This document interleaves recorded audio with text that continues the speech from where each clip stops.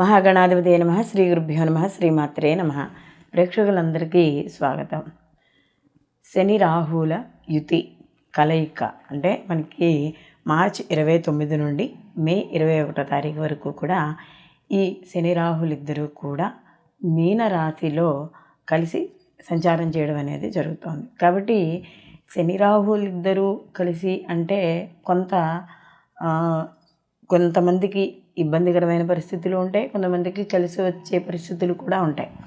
అయితే ఇవి ఇక్కడ మనకి పూర్వభాద్ర 4వ పాదం మీద ఇక్కడ వీళ్ళు సంచారం చేయడం అనేది జరుగుతుంది. కాబట్టి ద్వాదశ రాశుల వారికి ఈ శని రాహుల యొక్క కలయిక వల్ల ఎటువంటి ప్రభావాలు ఉండబోతున్నాయి, వీళ్ళు ఎటువంటి పరిహారాలు చేసుకుంటే వీటి తీవ్రత తగ్గించుకోవచ్చు అనే విషయాలు మనం తెలుసుకుందాం. ఎందుకంటే ఇది కేవలం మనకి ఈ తెలుసుకోవడం ద్వారా వచ్చే ఏవైనా విపత్తులు కావచ్చు, లేకపోతే మనకి జీవితంలో జరిగే కొన్ని అనుకోని సంఘటనలు కావచ్చు, మంచి కావచ్చు చెడు కావచ్చు, ఏదైనా మనకి తెలుసుకునే అవకాశము, ఒకవేళ ఏవైనా అనుకోని పరిస్థితుల్లో ఒకసారి ఏమైనా నష్టం కానీ లేకపోతే ఏమైనా ఇబ్బందులు కానీ కలిగితే వాటికి పరిహారంగా మనం ఎటువంటి పరిహారాలు చేసుకుంటే తీవ్రత తగ్గుతుంది అనే మనం పరిష్కార మార్గాలు కూడా తెలుసుకుందాం. కాబట్టి వీడియోని ఎక్కడ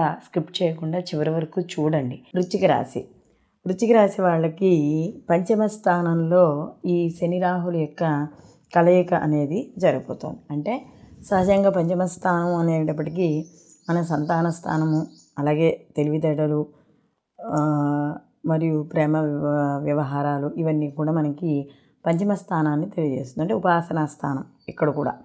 కాబట్టి ఇలాంటి స్థానంలో కొద్దిగా అంటే ఆలోచనలు కూడా ఉంటాయి. కాబట్టి ఈ పంచమ స్థానంలో ఈ శని రాహుల యొక్క కలయిక కాబట్టి కొద్దిగా ఆలోచన విషయాల వల్ల, అంటే మనం చేసే ఆలోచన వల్ల మనం పనులు కూడా చేస్తాం కదా, ఆ పనుల వల్ల కొద్దిగా ఇబ్బందులు, మనశ్శాంతి కొద్దిగా తగ్గడం ఇలాంటివి కలుగుతాయి. కాబట్టి అలాంటి విషయాల్లో జాగ్రత్త వహించుకోవాలి. అలాగే మనకి అక్కర్లేని విషయాల్లోనూ లేదా అడగకుండా సలహాలు ఇవ్వడం, లేదా మనకి సంబంధం లేని విషయాల్లో మన తెలివితేటలను ప్రదర్శించడం, ఇలాంటివి చేయకుండా ఉంటే ఈ యొక్క వృశ్చిక రాశి వాళ్ళకి ఈ సమయం అనుకూలంగా ఉండడం అనేది జరుగుతుంది. అలాగే ఇక్కడ ఉద్యోగం, ఆరోగ్యం ఇలాంటి విషయాల్లో బాగానే ఉంటుంది, ఇబ్బంది లేదు. కానీ సమయానికి నిద్ర, సమయానికి భోజనం అనేది మాత్రం అంటే నియమాలు పాటించాలి. అలాగే దీంతో పాటుగా ఆరోగ్యం సరిగ్గా ఉండడానికి, అంటే ఆరోగ్య విషయాల్లో బాగున్నా కూడా సరిగ్గా నిద్ర లేదనుకోండి, లేదా సమయానికి భోజనం లేదనుకోండి, అక్కడ కూడా మనకి ఆరోగ్య సమస్యలు చిన్నవి వచ్చే అవకాశం ఉంటుంది. కాబట్టి యోగా, మెడిటేషన్ ఇలాంటివి చేసుకోవాలి. అలాగే ఇక్కడ కొద్దిగా ఆవేశపూరితమైన నిర్ణయాలు తీసుకోవడం కానీ, మాట్లాడడం కానీ ఇలాంటివి మాత్రం తప్పనిసరిగా ఈ వృశ్చిక రాశి వాళ్ళు తగ్గించుకోవాలి. అలాగే ఇక్కడ ఈ వృశ్చిక రాశి వాళ్ళకి ఈ శని రాహువులు ఏదైతే పంచమ స్థానంలో ఉన్నారో సంతాన విషయాల్లో, ముఖ్యంగా సంతానపరమైన నిర్ణయాలు కానీ, సంతానానికి సంబంధించిన విషయాల్లో కానీ జాగ్రత్తలు తీసుకోవడం, వాళ్ళతో మాట్లాడేటప్పుడు వాళ్ళ చదువు, ఉద్యోగం, వివాహం ఇలాంటి నిర్ణయాలు తీసుకునేటప్పుడు కొద్దిగా అనుభవజ్ఞుల యొక్క సలహాలు కానీ, పెద్దలను సంప్రదించడం కానీ ఇలాంటివి, అంటే ప్రతి పనిలోనూ కూడా మీ సొంత తెలివితేటలే కాకుండా పక్క వాళ్ళని సలహా అడిగి అనుభవజ్ఞుల సలహాలు తీసుకుని ఈ రెండూ కూడా మిళితం చేసుకొని ఏదో ఒక మంచి నిర్ణయానికి రావడం ద్వారా ఈ వ్యతిరేక ఫలితాలు ఏవైతే కొన్ని ఉంటాయో అవి తగ్గడం అనేది జరుగుతుంది. ఎందుకంటే శని రాహువులు పంచమ స్థానంలో ఉండడం వల్ల మరీ అంత చెడు ఉండదు, అలా అని చెప్పి మరీ అంత మంచి ఫలితాలు ఉండవు, సామాన్యంగా ఉంటాయి.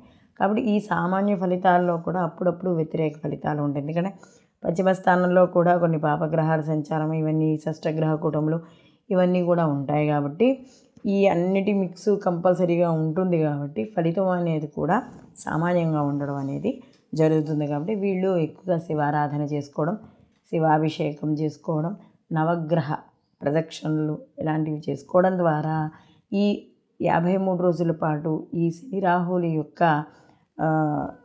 కలయిక వల్ల, ఈ యుతి వల్ల ఏవైతే ఫలితాలు ఉంటాయో ఆ సామాన్య ఫలితాల నుండి కొద్దిగా ఆశాజనకంగా ఉండడం, అంటే కొద్దిగా మనకి ఒక ఉత్సాహం రావడం అనేది జరుగుతుంది. ఏదైనా పని చేసినప్పుడు మరి చిత్తకబడిపోయి ఉన్నట్టుగా ఎటువంటి ఫలితము రాకుండా ఉంటుంది. కాబట్టి ఈ దైవ బలం ద్వారా కొంత మీకు పనిలో ఆశాజనకంగా ఉండడం అనేది జరుగుతుంది.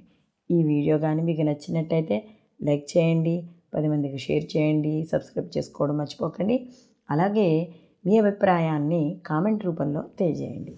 సర్వేజన సుఖినో భవంతు, లోకా సమస్త సుఖినో భవంతు.